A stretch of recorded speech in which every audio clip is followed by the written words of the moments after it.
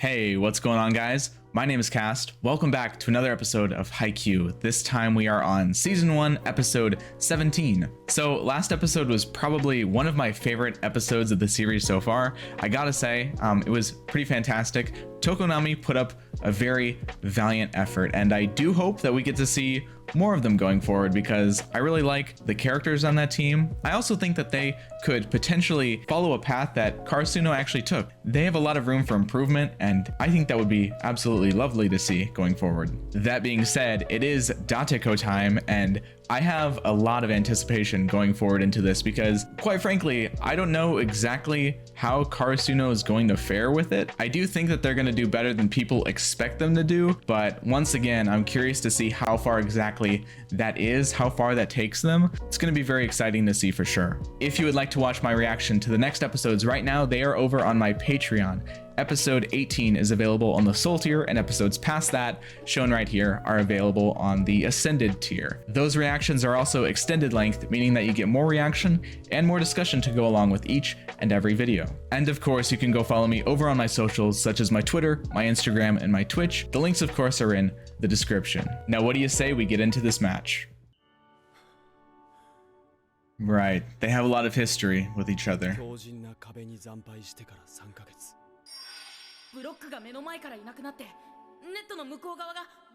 This match certainly has a lot of personal stakes and a long time coming too.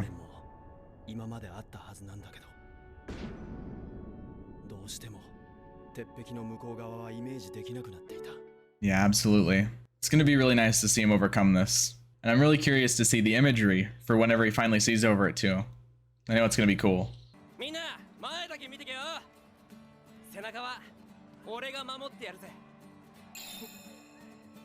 He's a wall himself. Super trusty, super sturdy, super reliable. It's gonna make a big difference. Episode 17, the Iron Wall. It says 7, but I think that's wrong. That's what you think. We'll see.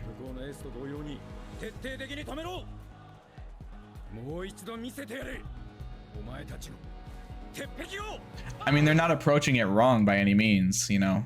Don't overwhelm yourself or get yourself too nervous. But certainly they'll be surprised, I think. As always, it's also going to be a great avenue for Kageyama to shine. Probably the biggest component that wasn't against Dateko last time. If anybody's going to be able to see through weaknesses in the wall, it's going to be Kageyama.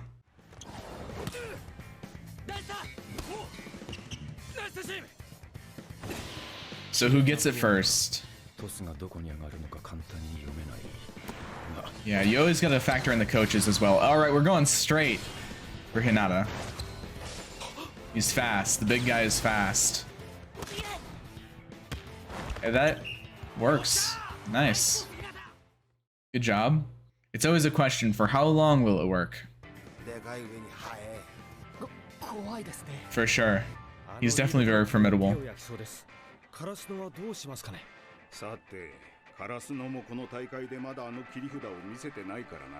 Yeah, there's a lot of strategy that's going to go into this. I can see so much of it already. I mean, for the fact that Kageyama is going to be able to use Hinata so much, but how long will it last till they adapt? And even whenever they do adapt, they'll just put focus on Hinata, which kind of is good for a decoy anyway.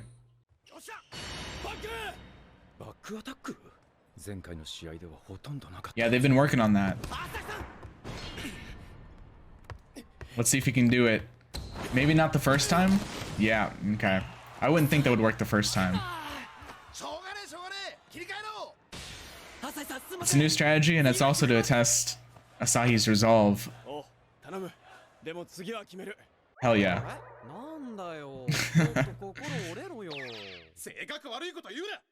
This guy's speaking what the audience would probably be thinking.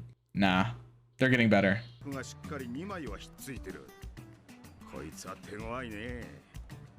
It's going to be a constant battle of adaptation. Who can adapt to each other's offense and defense, really.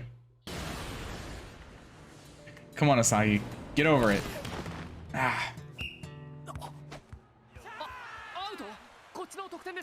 I don't know. I'm with you, man. I don't really know. It didn't look like it, though. You got this, man. steel yourself. チャンスボール。相手が取るはずだった1点を一瞬で自分たちの1点にする。相手の心を折り、同時に味方を Until they haven't used the real quick yet, though. それが Oh wow, that's pretty sick. That's a crazy fast reaction and intuition. They're no joke. That's for damn sure. This guy's just power. It's him. It's not even the whole team, it's just him. He's a beast. I'm expecting this dude to be the colossal titan just looking over.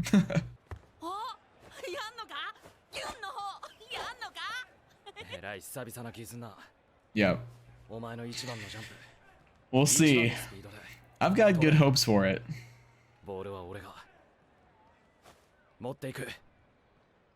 I love the confidence. I love the positivity too. It's really good to see that from Kageyama. The real question is, will they be able to handle it? How will Dateko fare? This coach is doing a lot of good work too.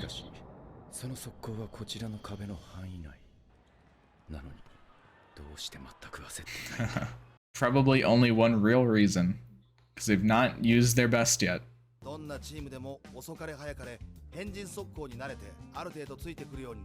Right.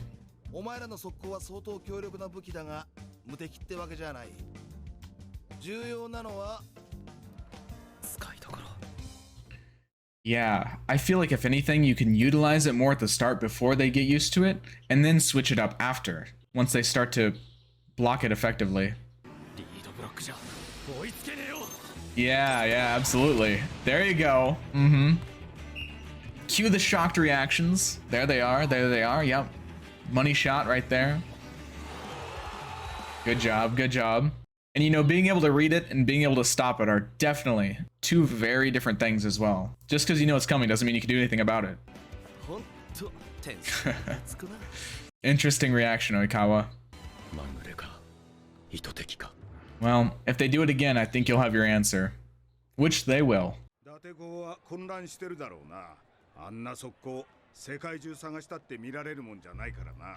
have a lot to say about Seijoh too. I'll probably save it for later.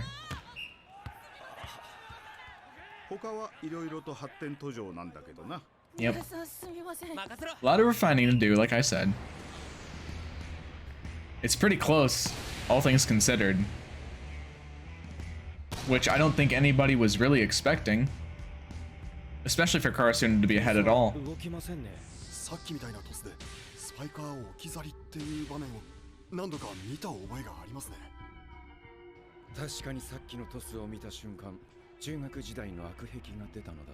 No.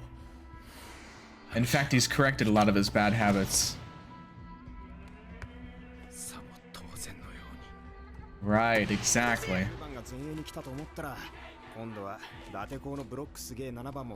They're definitely putting some focus. I don't think they're all out. But it's a good thing if they do focus on Karasuno. Because then it'd be less that they allocate to other players like Tanaka and Asahi. Good save. Good save. So you think? Done it? Oh, yep. Damn, that was insane. Good lord. Kageyama is just a monster. Just an actual monster. To go backwards like that? No, yeah. There's your answer, like I was saying. And it's not just number 10. It's not just Hinata. That's pretty insane.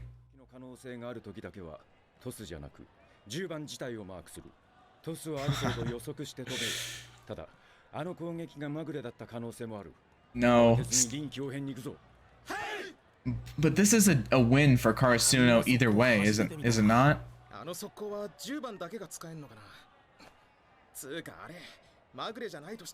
No, seriously, he is.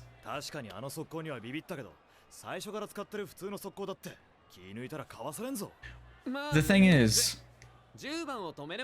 yeah, this is where they've got it wrong though. Because first off, yes, stopping it will be hard. But when you allocate people to only play against Hinata, then you're going to leave weaknesses in your other wall spots. 国言えば10番さえ止めちゃえばいいんだよな。目立ってんのあの10番だけだし、他はダテコのブロックの方が勝ってる感じだし。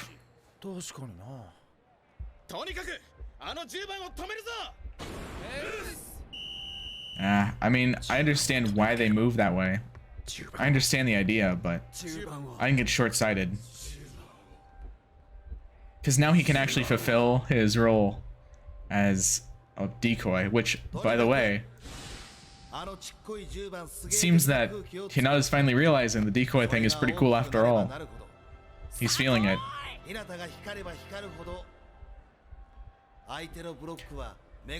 Yeah, exactly. Exactly my point. Me and Ukai are on the same page right now.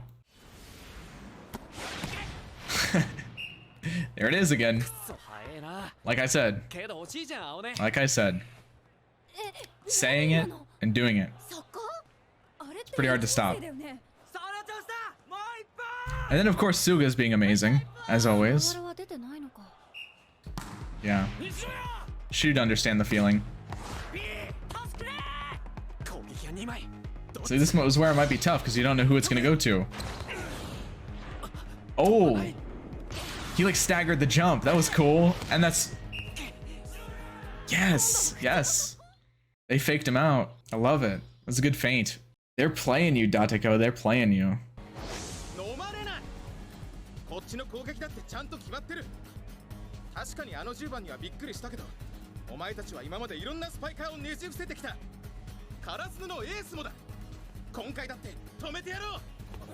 I mean, it's great mentality, really. I mean, he's not totally wrong, you know? Obviously, he can't give up. That's the thing. None of the things that they're saying or doing are necessarily wrong. It's just that we have a little bit more context. There's the stagger, there's the fake. But then he moves. Look at this guy, man. Hell yeah. I love it. I love it. He's got the reads. Yeah, for sure. He's a beast.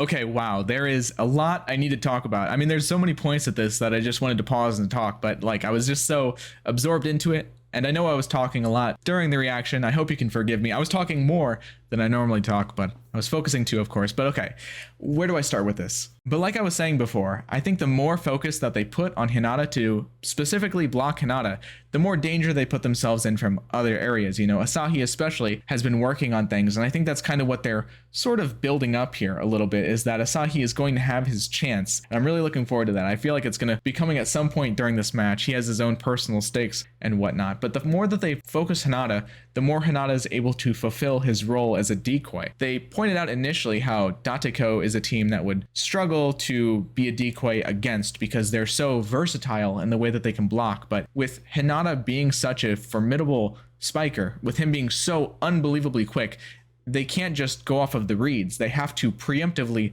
strike. They have to have direct focus and maintain that focus at all times. And somebody like Aone, I believe his name was, I didn't quite catch the pronunciation exactly, but you know, he's one of the tallest, one of the fastest, definitely one of the best to block him, and he does a good job, as we can see. But that just means that he's not going to be on the other end of the court.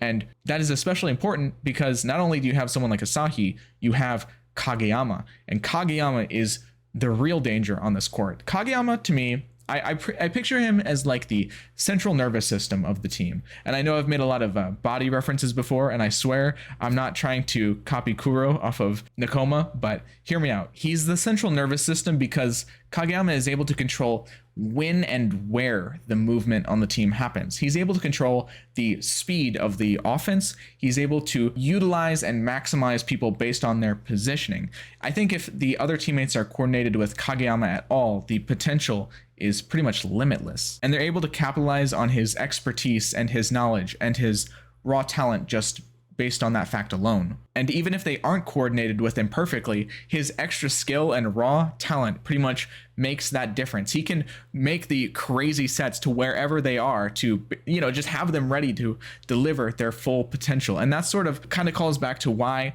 he was making so much effort to have Hinata learn how to spike differently and not just blindly spike it, because that's easy to adapt. If everybody is versatile, then that just means he's able to do more with them. And I think that's definitely going to show in this match. And next up, I can't go forward without giving a little bit of mention to this Aone character. I know we haven't gotten much of him yet. In fact, I don't think we've necessarily heard him talk, which I think is actually a quite clever way. And I know this might be reaching, and I might be looking into this too much, but it's almost like, to me, I get the gesture that he's sort of like the idea of focus incarnate. And I know that might sound a little bit dramatic, but he's portrayed as this iron wall. I mean, the whole team is the iron wall, but him specifically is like the pillar of the wall. And he doesn't talk, which probably to me doesn't mean that he's stiff or unfeeling. I think it's actually quite the opposite. He's a wall because he's able to cover such a broad area. And I don't just mean physically. It's almost like because of his crazy level of focus that he's able to see such a wide area and not tunnel vision in. Normally you think of focus as tunnel vision, but it can actually be quite the opposite. His focus is so vast that he's able to just distribute it against so many different areas. And I think that's really cool, and a really cool way to display his character as like the non-talking part, because he doesn't need to talk because he's just focused, you know? He's pretty awesome so far.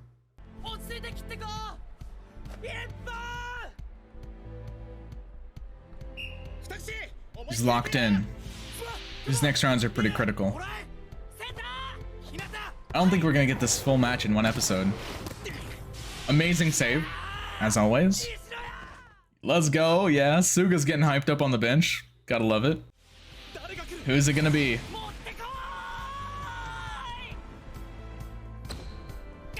As long as he believes it, but I think it's gonna be a fake probably this time.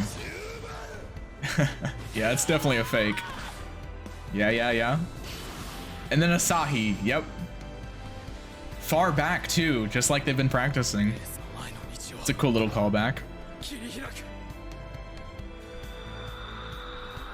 Yeah, there it is. Yep. Yes, this is the moment. Lovely callback. It's been building up to this. Bang! Yeah, you got it. That's gotta feel so good for him. For all of them. That's the hype moment right there. Oh, there's so many different reasons that's so amazing. So many different reasons. Yeah, for sure. What a different reaction. Oh. Yeah. Oh, Suga.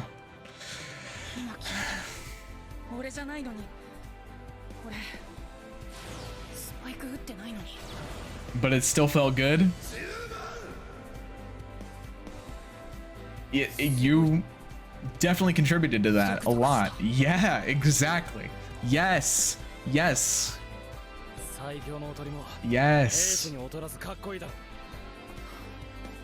And this is something else that was just mentioned back then. Finally pulled back and resolved. No small thing either. Wow, I love that. Yep. That's gonna be something that sticks with Hinata for such a long time. Oh man, that's it, isn't it? Yeah, damn. Wow, that was incredible. That was really something. Oh man, okay, where do I start with all of that? First off, stick around for just a little bit. There are some things that need to be talked about before we bring this video to a close. This was an absolutely lovely episode of callbacks and progressions. So many things were resolved here, and I think a lot of that was surmised in Asahi finally getting that view, the view back from the team that deprived him of that view. It was like, that's such an insanely good resolution for him as a character, for an arc that's been built up ever since he was introduced. It's just beautiful. I love it. And of course, Hinata too, having his own character arc resolution a little bit with his, whole thing about being a decoy. He can finally feel, he understands it now. It's finally clicked with him, I think, and he's able to feel proud of himself. He just gets it. I think the scene said it better than I could say it, so I love that aspect as well. But one thing I want to go back to a little bit that was kind of almost glossed over with all of that happening was that little bit with Suga. Suga seems to have asked Hinata and Kageyama to sort of give Asahi that chance against Dateko, but you know, to be honest, and I don't know if this is the case, but I actually might have a little bit of a hot take or unpopular opinion on how I'm interpreting that scene. I think by now everyone is well aware of Asahi's abilities, and even if they aren't aware of them, at least Kageyama is very well aware of him and his strategic value to the team. So Asahi doesn't need to be granted some chance out of like pity or sentimentality or anything. He's very well earned his chance because he can handle it, and that's all he really needs. The sentimental stuff is really just a bonus. Kageyama would utilize him either way. But despite that, I have to give another shout out to Suga. I mean, I've said it so many times before, but what an absolute class act that guy. What a show of selfless maturity he really is, just in every single scene. Him being overly happy and genuinely happy for his team and his, you know, his friends, despite not being on the court, which we know he wants to be. I mean, he's just an amazing dude, and I just can't go without saying that. So now that I've sung all the praises I can for Karasuno, I think I have to do a little bit of devil's advocate for them. Now, I know I've said this before, but I think it's worth reminding. Other teams are watching this. Other teams are observing and getting used to Karasuno's game, and they're gonna have even more ample time to adapt to it. Really, the main takeaway from that is that Karasuno has been able to capitalize on the element of surprise that they've had going into basically all of these matches. The other teams were not prepared of how Hinata is used, but now, you know, it's kind of like Ukai said at the end, all of their cards are face up on the table. Everybody is seeing this, so they're no longer going to be able to, you know, fully capitalize on this element of surprise that they've had this whole time, because they're going to get a reputation, and the reputation is going to, you know, prevent underestimation as well, which is a huge part of competition. Whenever people go in underestimating other people, it usually isn't a good thing. So it's going to get a little bit trickier for Karasuno, despite the fact that they do get better. And I think the main test, I think the main proving grounds for Karasuno going forward, to me, is going to be the match against Seijoh. Like every other team, Seijoh is watching this match too, but Seijoh also has the added benefit of having played Karasuno before.